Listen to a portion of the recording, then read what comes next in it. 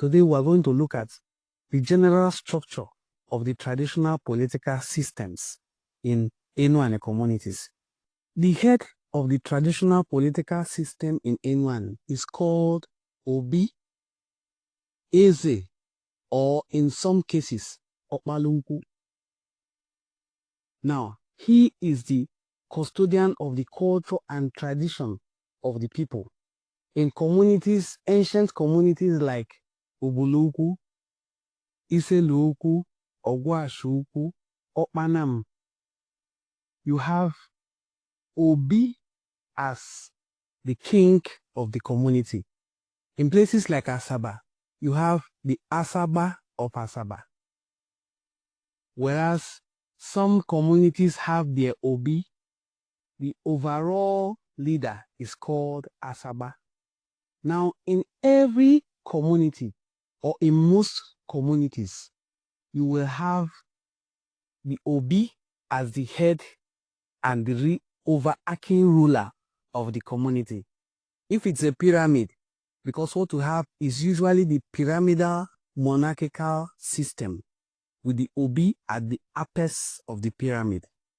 Now, after the Obi, who is the king, you have the council of chiefs, who are called Idime or Idima. There are usually up to 9 chiefs. Depending on the community, the chiefs who are listed in this council of chiefs may differ. But names like the Iyase, who is the prime minister of every community, will be mentioned. Names like Onishe or Onihe, as it is called in some communities. Some call it also, like you heard in Isela Zaba, instead of Ogene, they call it Ogele. You have the Ojiigu, you have Ojunwa in places like Ubuluku, who is like a provost, which we call Oga.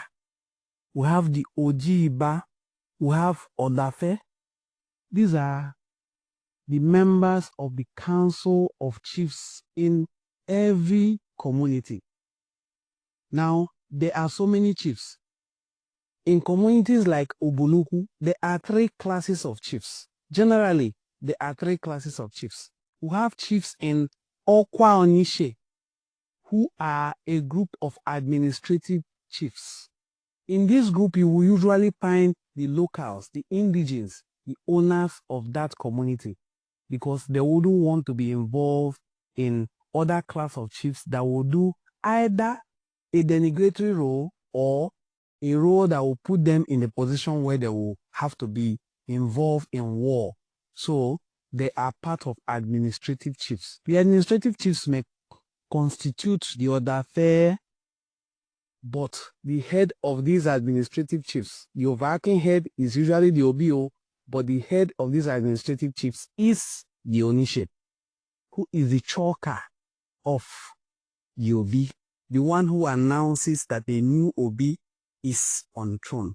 In fact, there's a saying that it takes Obi to have Onishe. It also takes Onishe to have an Obi. So each community has his or her own Onishe. Now, we also have the class of chiefs called the war chiefs, the defense chiefs, and it is headed by the Iyase. The Iyase is the title, Onowu is the greeting. Just like the other one in the class of administrative chiefs, Onishe is the title, Ogele is the greeting that goes with it. Odafe is the title, Ebe is the greeting that goes with it. So you have the Iyase as the head of war chiefs. He is the chief of defense. In his group, you will have people like the Odogu, who is the warlord. You will have the Esaba Akwe. Esaba is the title, Akwe is the greeting. You have Omanya. These are members of the class of chief called Okweyese. The head of this class of chiefs is the Iyase himself. Iyase is the title, Onowu is the greeting. Onowu is a short version of Ono. Now, Ilike nemadondo koye no always yourself in nemadon. He is in charge of overseeing war or destruction. That's just it. Now, the third class of chief is Okwa Ojiba. Now, the name of this title is Ojiba. The greeting is also Ojiba. Now, Ojiba is in charge of all the palace chiefs. There are so many palace chiefs. Chiefs like Owele. Owele is the person who is in charge of those who accompany the wives of the king to the restroom or convenience, or when they need to take a bath.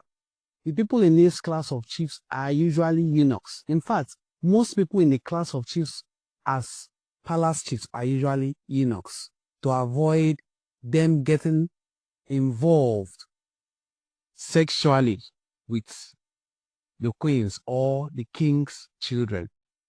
Now, there are other members of the class of chiefs called Okwa Ojiba.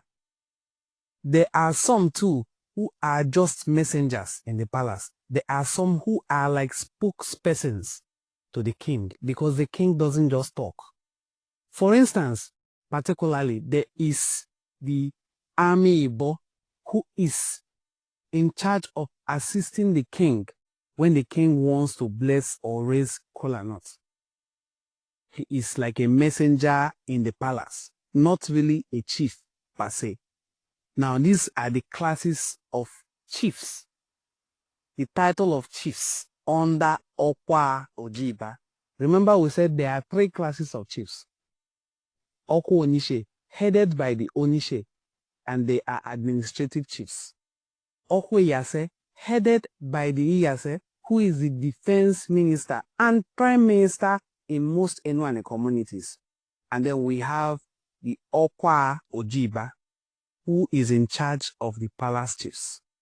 Now, I hope you understand this setting. This is the second cadre of leadership structure in Enuani communities, with the head as the Obi, who is the chief custodian of the culture and tradition of communities in Enuani.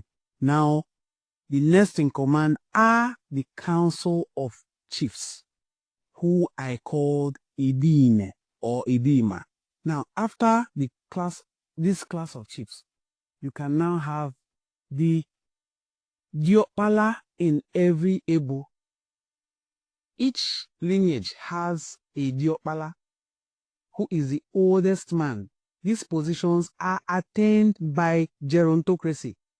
Now, a chief who is from this lineage will still pay allegiance to this Diopala who is the oldest man and head of the lineage. You understand? The chief, although holds a position in the palace, is like a representative of the lineage in the palace, not the other way around. So the chief is not the leader of the lineage, but a messenger of the lineage and a communicator, a link between the palace and that lineage. So the Diopala in every Igbo is the head of the lineage. Now, that is the 3rd or 4th cadre in the leadership system in most Enuani communities. Now, after this Diopala in Igbo, you also have Diopala in every household. Remember, for every position I mentioned, there is also a replication of the female structure of them. Well, we have the Obi, we have the Omu, who is in charge of the markets, also reports under the Obi. She also has her own chiefs.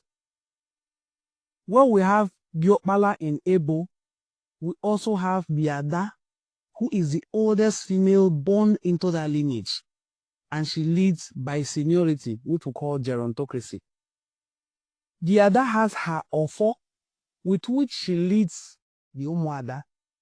The Okpala also has the Ofo, with which he leads all the male and also the women in the lineage.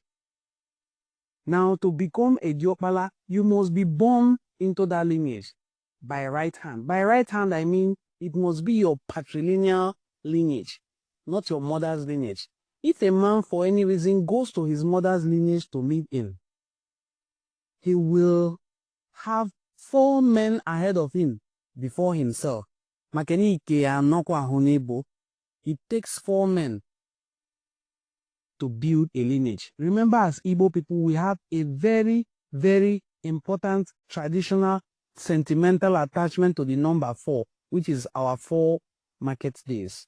We'll discuss that in another video. But if a man lives in his father's lineage, he can go ahead to lead that Igbo. If a man is assimilated into a lineage, he is not from that lineage. He will also be the same with that man who I said earlier that 4 men will choose before him, or her, as the case may be. Now, after this, you have the Diokpala Ezinono.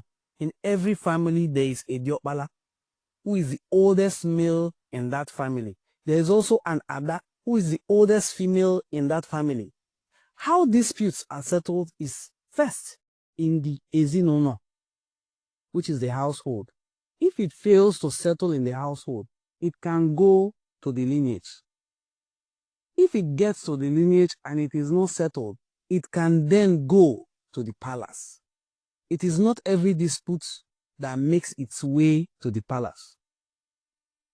You see, this is the traditional political setup of the Igbo traditional society in Enuani. I hope you enjoyed this video. If you did enjoy this video, kindly please share the video to your audience and give us a thumbs up. You can also encourage us by giving us super thanks and subscribing to our channel. This is Enuani Cultural Forum, and my name once again is Onwade Ngozi Chubuka Fortune. I'm your host, and we will continue to put out more videos that are very interesting. Kindly look through our channel. You'll find more videos you'll find very, very interesting to watch. Do have a very pleasant day. Thank you.